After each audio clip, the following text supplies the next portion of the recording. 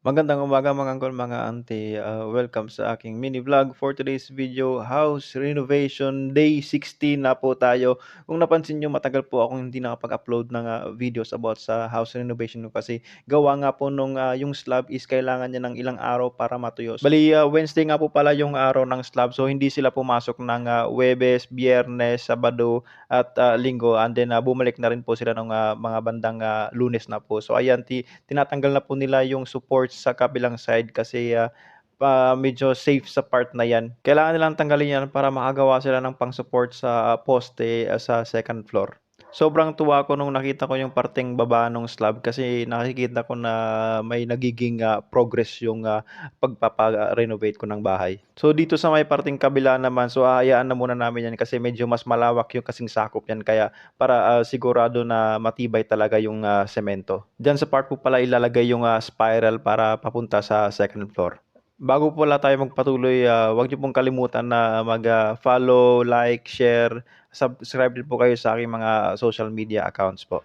Ayan na nga po pala sila sa second floor gumagawa ng poste. So bale kung 6 yung poste sa baba, 6 din yung poste sa itaas. Sobrang sarap sa pakiramdam ko nung nakita ko na okey na yung slab at tuyo na yung slab at 'yan na tinutuloy na nga nila yung paggawa diyan sa may bandang second floor. Yan nga po palang plywood na tinanggal kanina sa may parteng baba ng slab ay yun din po yung ginamit para gumawa ng pang-support para sa poste ng second floor. So ayan si kuya naghalo ng semento, haluin mo kuya, haluin mo lang ng haluin. Mapapansin niyo rin po yung mga kulay orange na tubo na yan. So sa part na yan na may kulay orange na tatlong orange, yan po yung magiging CR sa itaas, and then sa kabilang side niya po ay meron pong maliit na lababo. Bali ang mangyayari pa pala sa part na yan is meron pong additional na 2 kwarto na nakaharap sa may parteng kalsada. So ayan na nga po, nakumpleto na nila yung pagtanggal ng plywood sa may parteng baba ng slab sa kabilang side. So ang ganda tingnan, sobrang pulido, kaya sobrang satisfied ako sa gawa ni na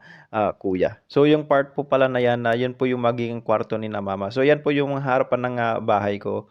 Sana po ay matapos po siya lahat bago ako umalis ng bansa kasi mahirap po yung babalik ka ng trabaho mo tapos meron kang iniisip dito sa Pilipinas. So sana nga po is matapos siya sa takdang oras bago ako bumalik sa trabaho ko. At sana rin po yung mga parteng sa loob na kailangan ayusin, maayos na rin po nila para at least hindi ko na po siya poproblemahin. Medyo nagkaproblema ako sa may parteng likod ng bubong ko kasi nung nagpalagay ako ng insulator, simula no'n na nagkaroon na po ng tulo. So hindi na po matapos-tapos 'yun. So sana maayos din po ni na kuya 'yun, sina foreman po. So ayan nga po yung mga kapitbahay ko po. Ang ganda ng mga bahay dito sa may parteng Sterling. Hindi siya sobrang napaka bonggang-bongga yung mga mamahalin, pero happing-happy naman ako. So salamat po sa mga sumusubaybay sa aking house renovation. Hanggang dito na lang po muna. I-update ko po kayo pagka meron na pong mga improvements. Salamat po sa inyong suporta. Don't forget to like, share, subscribe po sa aking page at sa aking mga social media accounts. Maraming salamat. God bless.